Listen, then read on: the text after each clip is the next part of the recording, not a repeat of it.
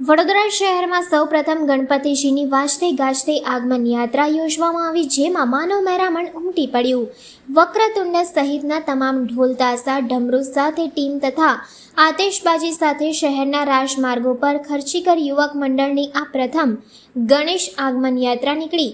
ખાસ મુંબઈના કલાકાર દ્વારા શિવજીના સ્વરૂપમાં ગણેશજીની પ્રતિમા તૈયાર કરવામાં આવી, સાથે જ પાછળ કીર્તિમુખ તૈયાર કરવામાં આવ્યું છે।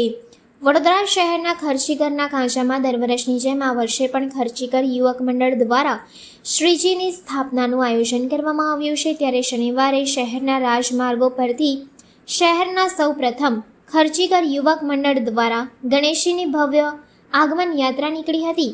આ આગમન યાત્રામાં વક્રતુંડ સહિતના ઢોલ તાશા ડમરૂ સાથે ટીમ તથા ભવ્ય આતિશબાજી અને પોલીસ બંદોબસ્ત સાથે આગમન યાત્રામાં સ્વયંભૂ માનવ મહેરામણ ઉમટી પડ્યું હતું।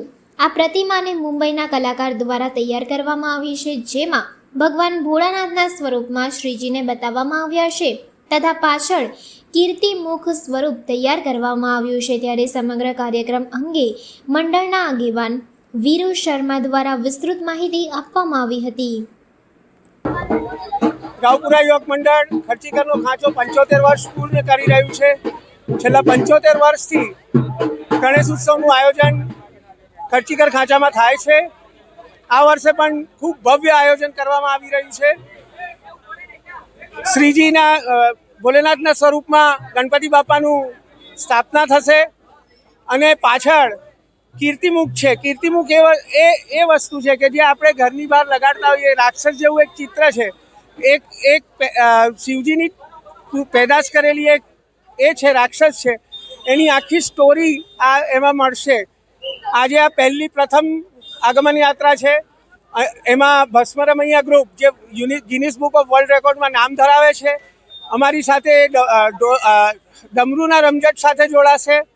આગળ જતા વક્રતુંડ બી જોડાશે, સાથે અમારા વિનાયક ડીજે છે। આ મૂર્તિકાર છે શુભમ ચીખલે, જે મુંબઈથી છેલ્લા સવા મહિનાથી આ મૂર્તિ પાછળ મહેનત કરી રહ્યા છે અને ખૂબ સુંદર ઓપ આપ્યો છે શ્રીજીની પ્રતિમાને। આગળ જતા લેરીપુરા દરવાજા પર ભવ્ય આરતી, જેમ ગંગા આરતી હોય છે એ પ્રકારની ભવ્ય આરતીનું આયોજન છે।